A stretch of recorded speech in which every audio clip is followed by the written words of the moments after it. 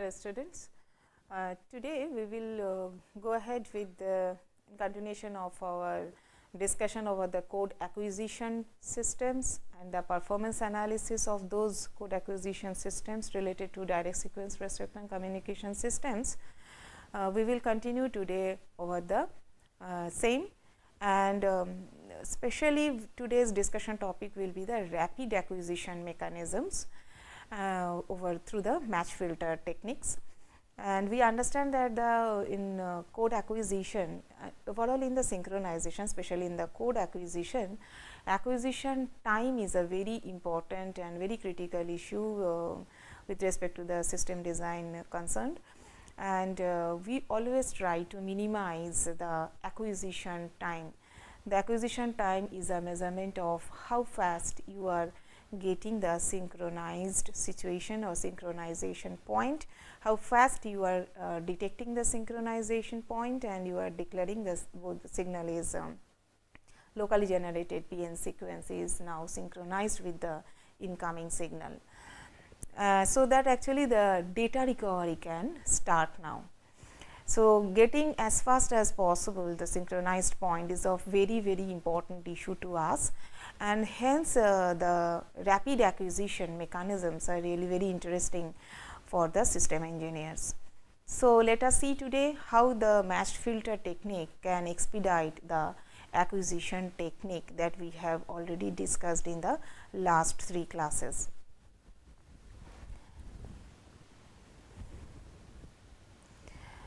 The techniques till now we have discussed is something like that in the direct sequence spectrum acquisition mechanism, the measurement of the PN correlation is produced. The measurement of the correlation is the fundamental part. We saw in the block diagram that the incoming signal is getting correlated with the locally generated PN sequence, and then it is output is correlated output is fed into a detector CAM threshold decision device, which is based on a threshold, and finally we are declaring the output of that threshold device, which is also having a verification algorithm, is finally declaring whether you got the synchronization point or no or not. So fundamental part is to get the PN correlation measurement and then have a detection, some decision on that correlation measurement, whether it is very high, whether it is close, whether it is not close to each other, and then what to do about if they are not close is the total task under the synchronization. The acquisition techniques that till now we have discussed, there we have seen that this acquisition measure is obtained by the active correlator circuits, where the incoming signal is continuously entering into the receiver, and as if the PN sequence is continuously getting multiplied with the incoming signal. So both the incoming signal as well as the locally generated PN sequences are completely running. So both of them are running. So they are the active correlator. The way the whole structure is called the active correlation mechanism. So for example, the way we did is, so we understood the single dual search mechanism, where the search will be done and decision will be made based on the single observation interval, and the received PN signal plus noise, we saw that it is getting multiplied with a local PN reference over the, and it is integrated over a duration of tau d seconds. So tau d was the dwell time, single dwell time to us. And this result was then asked to make an acquisition decision and by comparison with a threshold. So this was the two steps already we have discussed in the last module, and we have done the probability of detection, probability of false alarm calculation based on this philosophy. When such this multiply and integrate, so fundamentally 2 blocks were running in those acquisition systems. One is the multiplier and then is an integrator. So an integration was running over a duration of tau d, and here is the acquisition declaration. So this multiplier and integration type of this correlation detector architecture, it is typified by the fact that this local generator who is fed into this multiplier circuit in the multiplier block, they are continuously, they are the running PN sequences.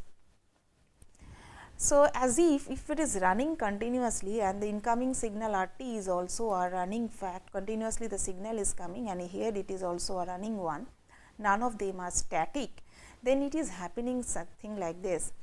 Every set of the RT, I mean if I consider this is a length over which the multiplication is going on and this is the set over which the correlation, whole correlation operation will go on. So, the number of the chips over which this multiplication and addition is going on, every time it is going like this, for every new set of the RT values, sampled values, a new set of the PN sequence is getting multiplied. It is not like that you have a selected set of the PN sequence and you have continuously this is moving and you are trying to compare the selected set of the PN sequence with the piece of the RT. When the RT is changing, your PN sequence is also contiguously running.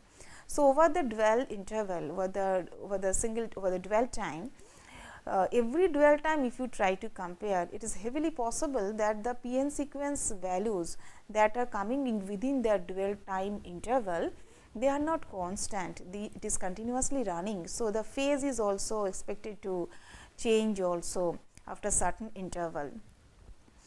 And if I quantify that how actually this new set of the chips are coming into picture, what are those number of the set of the chips that is getting compared with the incoming set of the or portion of the RT, it will be given by capital M is equal to, we understand, tau d divided by the TC number of the chips.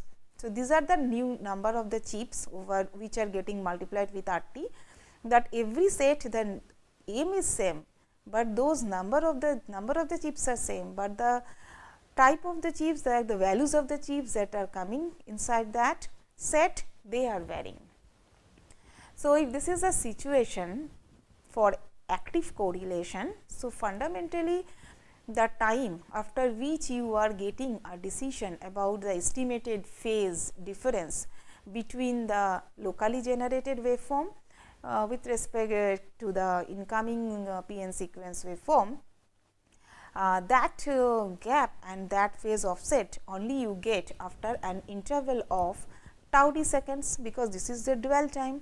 At the end of this only you will be declaring that this is the offset happening and this is the amount of the offset we have got, and at the end of that tau d seconds interval only you will be going to update the phase value of the locally generated waveform.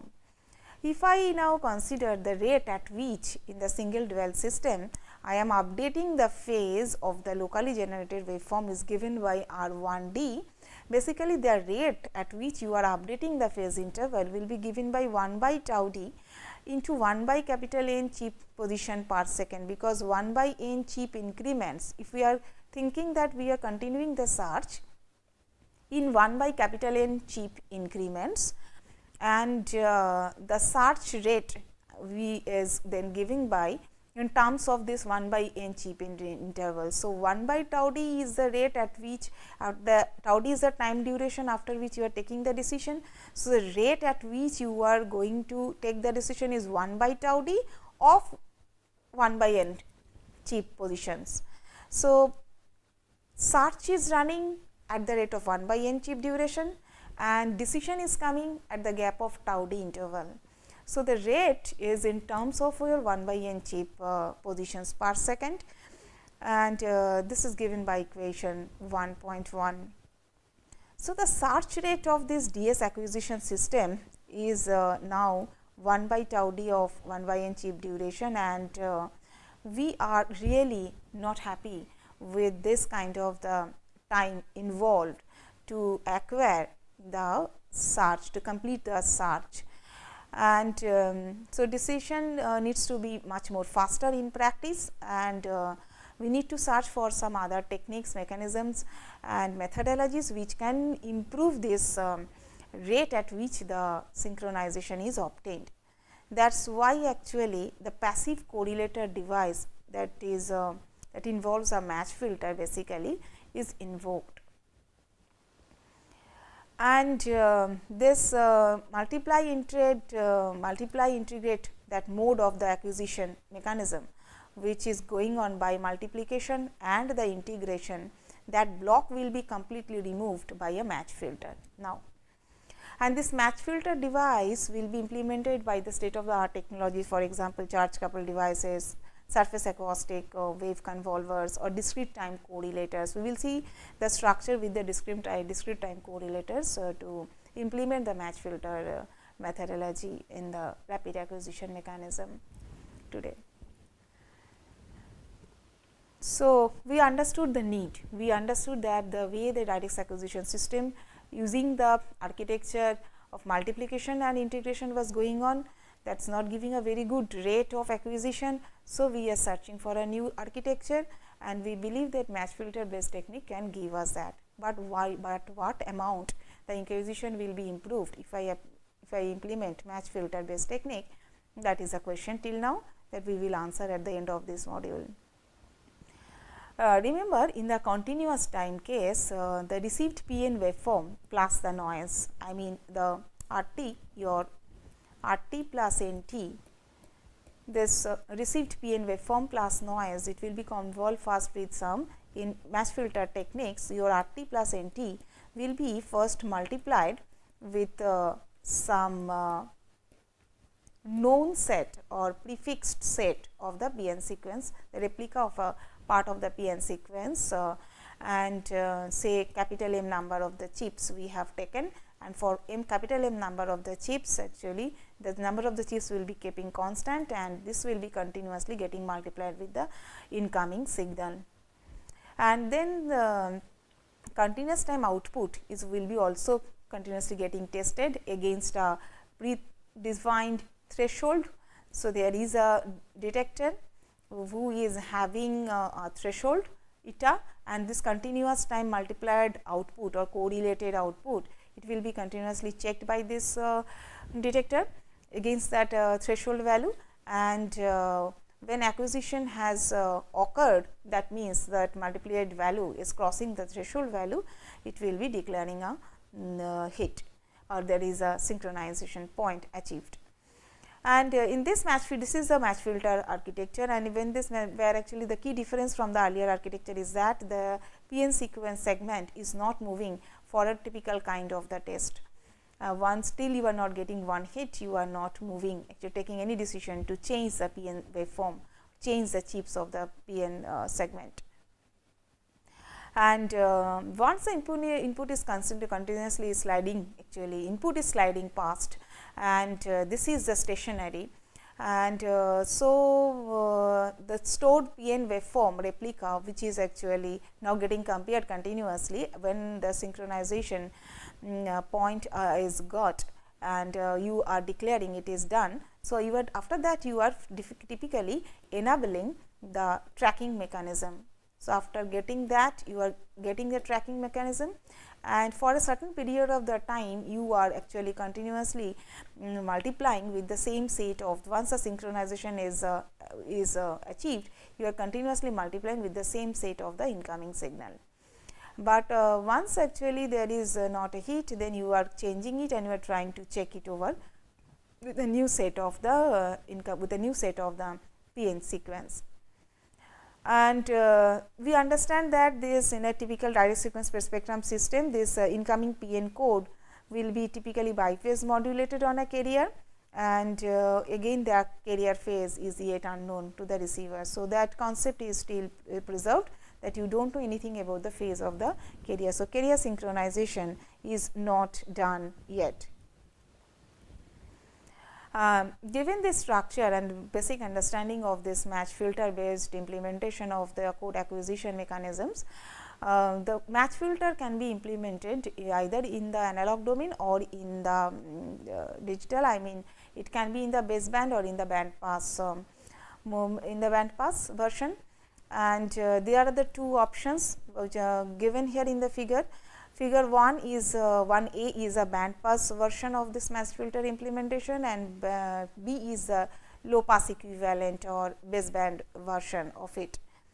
In a band pass version, what we do is the received signal plus noise has entered, and this is a band pass matched filter. What is the meaning of it, we will see in the equations later on. And this is a band pass matched filter which actually will take care. I mean, the filter function, the transfer function of the filter will be designed in such a way that it is matched with the received signal. Definitely that is a function of a match filter, but the signal will be band passed, and the band passed signal is now put into the square law envelope detector, and threshold devices will be the next block to follow, and code phase decision you are getting at the output. Now, what is the difference of the low pass equivalent circuit of this band pass circuit is, this received signal plus noise after receiving in the receiver front end, what we do is either we use the fact that we have estimated the frequency of transmission, center frequency of transmission, which is written here as omega 0, which is the radian of the carrier frequency expressed in the radian.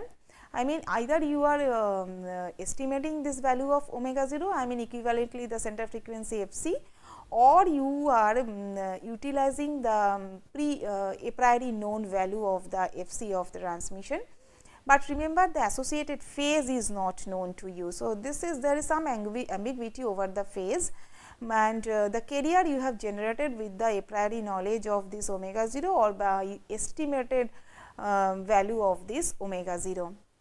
And once you understand omega 0 and with some approximate phase associated with that you are dealing with, then we can definitely actually generate the in phase as well as the out of phase two carriers here, and hence actually incoming signal once will be multiplied with the in phase as well as out of phase carriers, so that we can bring both the signals into the baseband.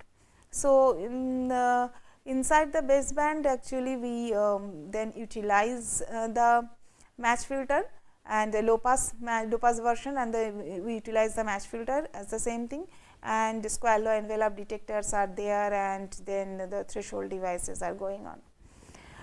Remember one thing, sometimes this omega 0 may not be actually selected to be exactly the Fc. We can sometimes bring it down to the some IF value also, not purely at the baseband value equal to 0, but we sometimes actually bring it down to the IF also. In that case, actually you also need a baseband match filter which will be not centered around the IF frequency of your down conversion.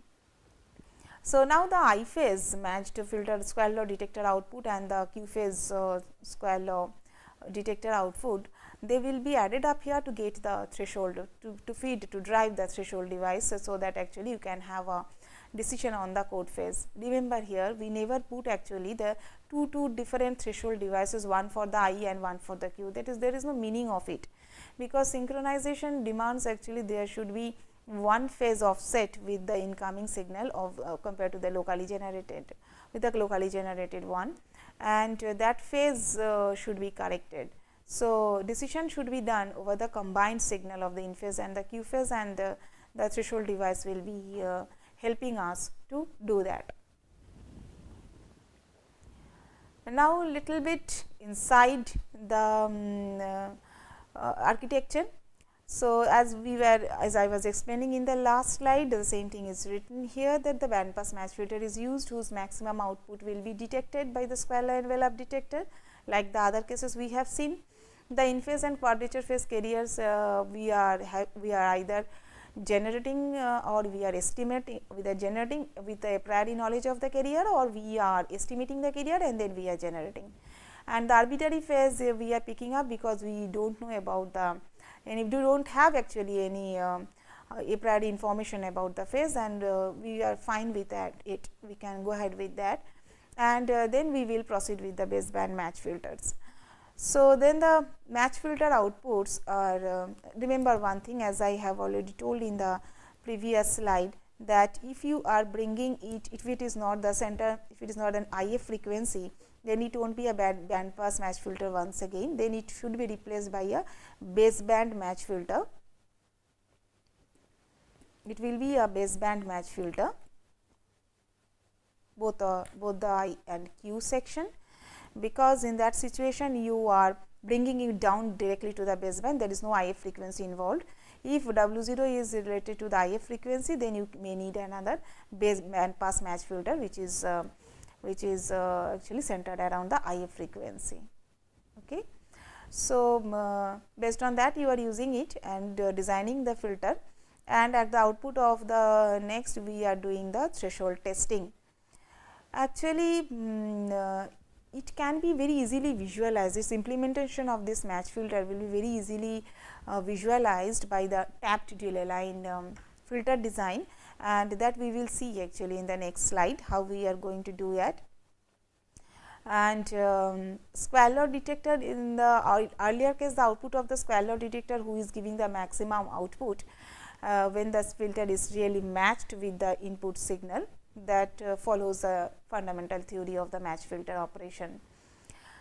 Now, this is the structure that we will be able to see if we are using the match filter architecture, the tap delay line architecture. The delay line architecture means actually there are the delays, chip delays, all the coefficients of the filter that you are designing, they are basically delayed by the chip, one chip duration, and they are all of them are weighted by some value of the D. D is can be actually having a different value. In our case, we will consider it is a plus and minus 1, and output of all these weighted filter taps will be added up here, and then they pass to a filter whose filter function, transfer function will be given by P star W. And what is this P star W? P star W is the Fourier transformed version of our PT. PT is the spreading sequence waveform, okay, base waveform for the spreading sequence. So, its Fourier transform will be given by P star W, and here is the output of the filter match filter. So, what I meant here is, we will come back to this figure once more. What I meant here is, this structure is now getting fit, will be fit inside this filter, baseband filters, in the match filters. So, whatever I have written here in the box, if you now try to zoom inside it, that box will be implemented like this architecture. Why actually it is like this, we will see actually once we are writing the equation of the match filter techniques in the next slide. So, we will revisit the fundamentals of a match filter. Match filter is basically a passive device, and we understand that it is maximizing the signal to noise ratio at its output. When the signal at its input is embedded in AWGN or additive white Gaussian noise, provided the filter is perfectly matched with the incoming signal. So, if this is the fundamental of the match filter, let us take an example. In terms of mathematics, suppose I have an input signal ST, its duration is T0.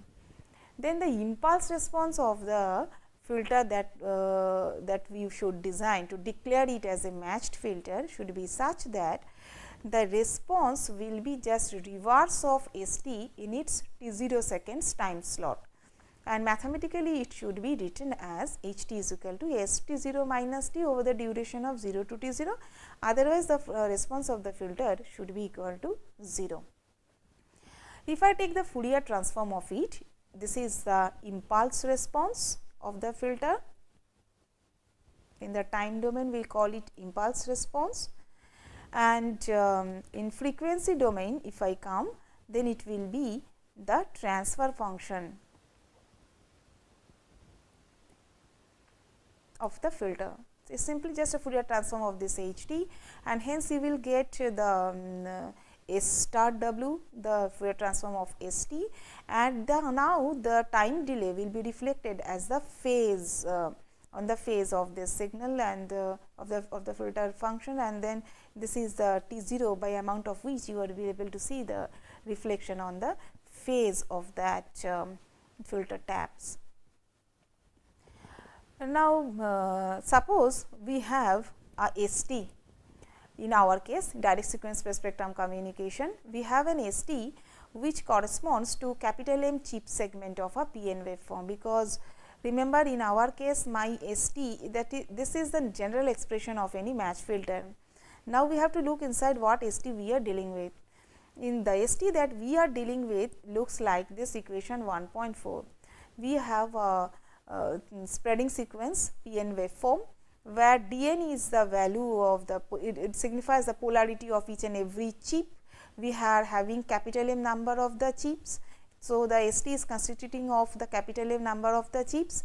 Value of each and every chip may be either +1 or -1, and PT is the basic pulse waveform, and this is the TC is the duration of that chip. So, this is the signal, I mean PN waveform now we are dealing with instead of our small ST. Okay.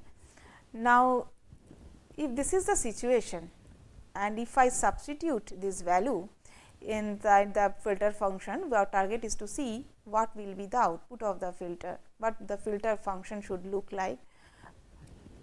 For a baseband filter, match filter, now that PT will be +1 or 0, otherwise it will be, whereas for the band pass match filter, this PT should be square root of 2 cos omega naught t over this duration or 0 otherwise.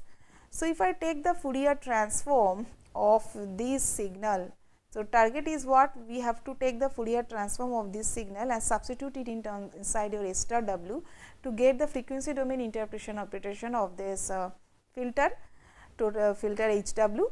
So, if I take the Fourier transform of the signal, I will be ending up with what, this PT will give me the P star W, dn summation of this term will be remaining as it is, and instead of your, and this whole shift over the time, it should be reflected to me as an e to the power minus, I should get, so SW to me, S star W to me is becoming as P star W summation n is equal to 1 to capital M dn, then e to the power minus j omega n minus 1 into Tc.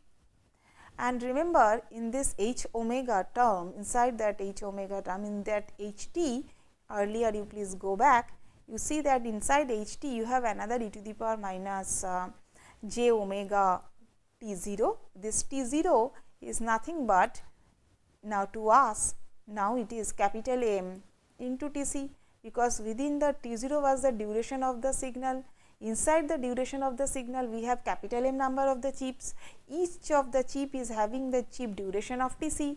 So, T0 is equal to capital M into Tc. If I now substitute this value of P star W inside it, of S star W inside this expression of HW. So, we will be ending up with this expression, and here we will be having one term, E term from minus j omega T0. If I replace it, it will be minus M into Tc, and here we are having another term of expression e to the power minus j omega n minus 1 into Tc, and if you just add them up, finally you will be ending up with equation 1.7. So, fundamental conclusion is that transfer function of this matched filter for your direct sequence per spectrum signal, and for with a PN sequence, actually it should be looking like this. It should be looking like this. So, it is a Fourier transform of the baseband basic pulse, and with the governed by the polarity of each and every chip and multiplied with this amount of the delay, this amount of the phase changes involved actually per each and every the frequency based for each and every filter tap.